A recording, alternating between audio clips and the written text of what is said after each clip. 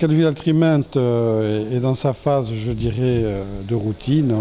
On est pour l'instant toujours à la mairie, donc nous sommes 3 sur 29, donc quand même un sacré travail. Nous faisons partie de toutes les commissions et nous avons pour principe d'y être au maximum. Des fois que les aléas de la vie font que, parce que le travail ou quoi, nous ne pouvons pas y être.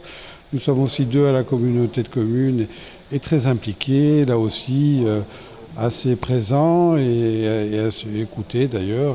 Et de même, nous sommes dans toutes les commissions possibles. Quelles ont été vos actions en 2017 ? En 2017, on n'a pas eu d'action, je dirais, de terrain concrète. On a surtout une action un peu invisible et qui est celle d'essayer de voir ce qui se passe en ville, d'essayer par moments de faire valoir nos valeurs, de faire valoir un peu une autre mentalité en ville, de ce qu'on pense, un peu différente de la majorité actuelle sur la ville. Et on a eu les élections territoriales, donc nous félicitons parce que pour la première fois à Calvi, la majorité actuelle, représentée par Jean-Louis Delpoux, a été mise en minorité par une autre liste. Voilà, c'est la toute première fois depuis très longtemps. Donc on s'en félicite un peu parce qu'on a contribué à ce travail-là. Quel est le rôle de vos élus ? Comment se passent les relations ? Nos relations sont relativement cordiales avec le maire, hein, il faut le dire, ça se passe pas trop mal. On a des points d'achoppement parce qu'évidemment, si on n'était pas d'accord avec eux, on ne serait pas dans l'opposition.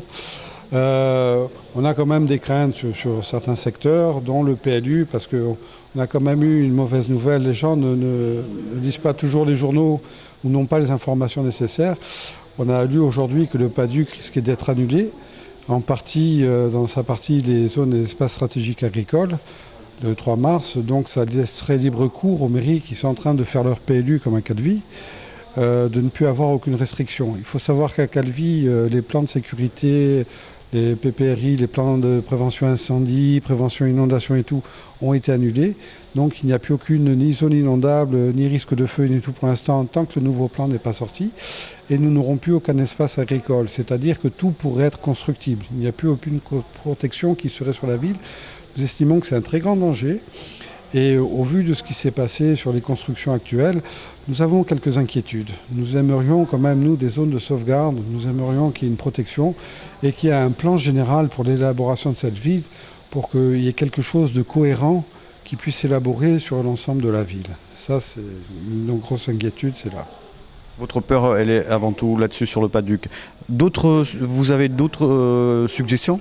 Alors d'autres suggestions, on est content d'avoir vu qu'un combat que nous avons initié depuis longtemps a enfin porté cours, c'est le sentier douanier, en partie aussi grâce à M. Jérôme Sévéon du Calvi Extrail, mais on a longtemps combattu pour que ce sentier douanier revienne ce qu'il était, donc il est revenu et nous en sommes fort contents, c'est un combat gagné pour nous. Nous pensons que la gare ne sera pas déplacée. Nous avons de fortes indications comme quoi ça ne serait pas là, ne serait-ce que les propriétaires qui auraient gagné un procès contre la CTC. Donc là. Et nous sommes un combat actuellement, mairie, communauté de communes, je dirais un peu des deux, là, sur le centre culturel, que nous aimerions voir se déplacer en centre-ville. Nous avons différentes pistes. Nous sommes en discussion, même avec la mairie, là-dessus. Je ne sais pas si ça peut porter ses fruits, mais il serait possible qu'il soit déplacé à l'intérieur, ce qui permettrait à la fois de développer ce centre culturel nécessaire pour la ville, mais en même temps, ça serait un apport économique par l'activité que ça générait à l'intérieur de la ville. Et nous voulons justement que des activités renaissent à l'intérieur de la ville, dans ce centre historique que nous connaissons, pour redynamiser un peu l'économie tout au long de l'année.